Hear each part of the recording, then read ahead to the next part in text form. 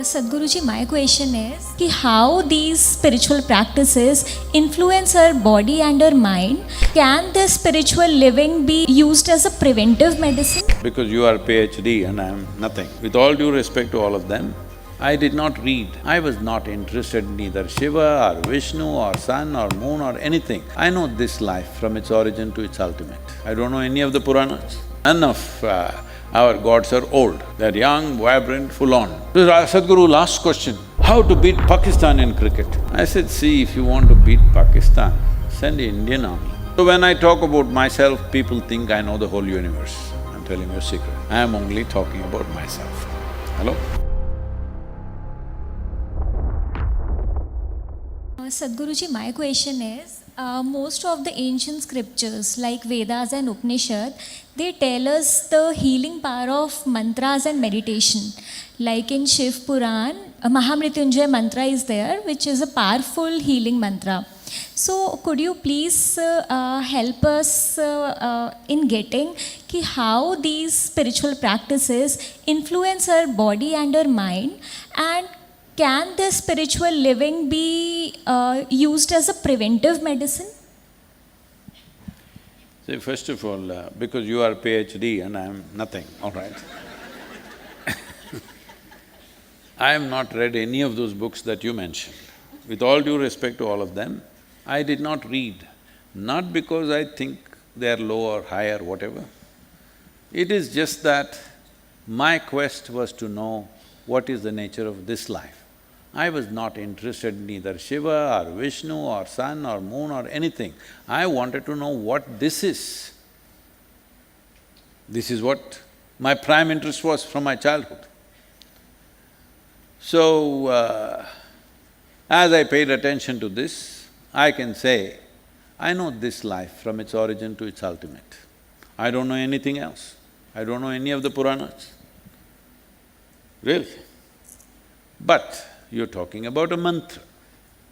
Mantra means a sound or an arrangement of sounds. Sounds can be arranged in different ways. If you arrange it with a certain level of geometric perfection, it will work as a mantra. That means, say right now, if we utter a sound, it is passing through the air, that's where you can hear it, all right? It can also pass through the water. If you're down in the swimming pool, we can call you loudly and you can hear. So it penetrates the water. That means it's penetrating your tissue. So if you create the right sounds, it will have impact on the system. What are those right sounds? Right sound means it must be geometrically correct. It must have a certain congruence that it produces a particular type of impact. This is called as Nada Yoga. How to transform human body, mind and spirit through using the right kind of sounds. Mantras are significant for the arrangement of sound. People add meanings to it because if it is not meaningful, most people cannot pay attention. See, people can pay attention to only those things that they think is valuable. They don't have an indiscriminate sense of attention. That is why they miss most of life. They miss most aspects of life because their attention is prejudiced. Oh, this is my friend, I like him, so I pay attention. Oh, this is something beautiful, so I pay attention. This is mine, so I pay attention. Not like that. Attention is like light, it must be on. If God comes, it should show, if devil comes, it should show, isn't it? Hello? Attention is like that, simply on. Whatever is here, it must show. Otherwise, you become hallucinatory. Little bit of attention, rest of the time, if you are from this civilization, you'll see variety of gods. If you are from other civilizations, you'll see only one kind. You look like me, I think.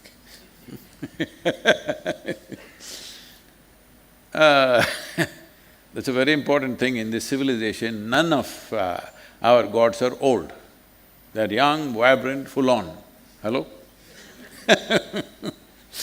So, your imagination will play based on what is your cultural influences.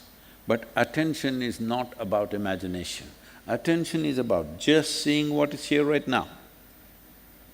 Your data should not color the attention.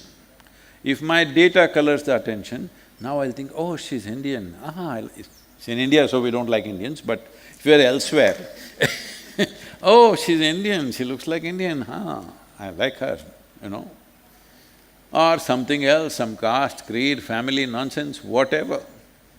But if attention is not colored, if you are here, I pay the same attention. If a grasshopper is here, I pay the same attention.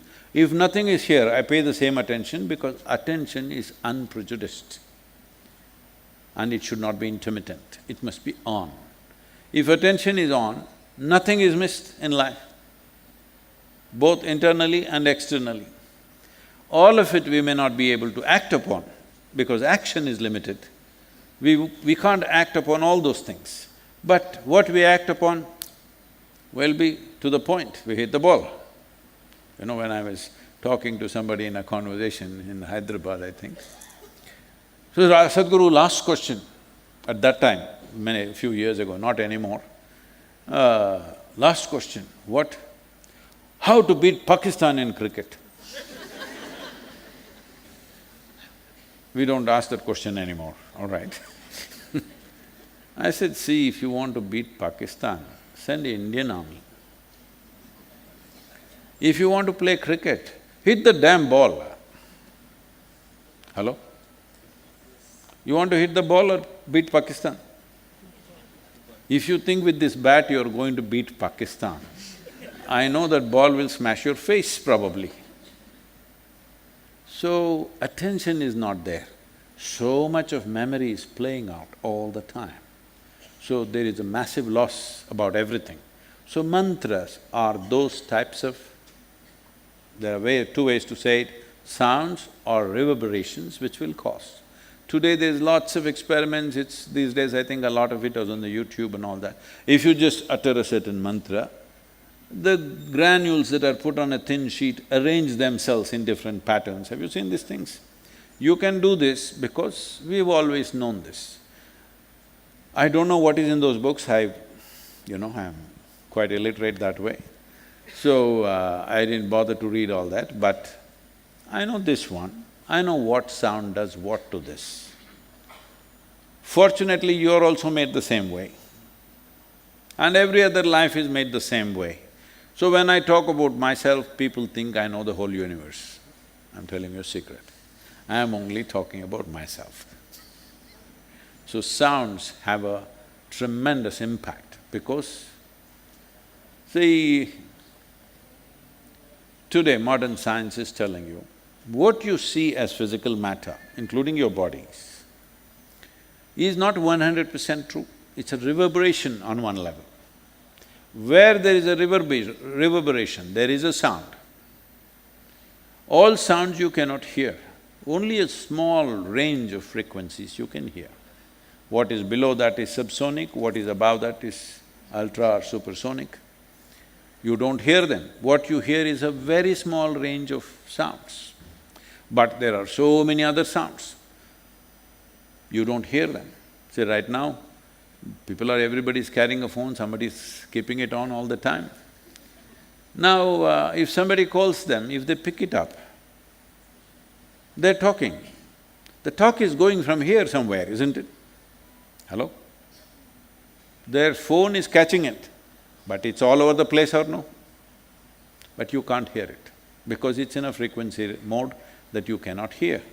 So based on the frequency, amplitude and other aspects of the sound, if you feed a sound into an oscilloscope, it always gives out a certain form. So every sound has a form, every form has a sound attached to it. This is a certain aspect of yoga which is referred to as Ritambara Prajna.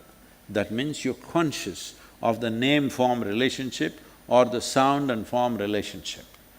So if you have that, then you can create your own mantra. You can arrange the sounds in such a way it has for a specific impact. So you want to create a certain impact on your patient, you can chant a certain mantra, but you must also treat, okay? It is just that it creates a more conducive atmosphere. conducive atmosphere is always valuable. What we do is important, but having a conducive atmosphere is equally important, otherwise what we do may not go to the extent it should go.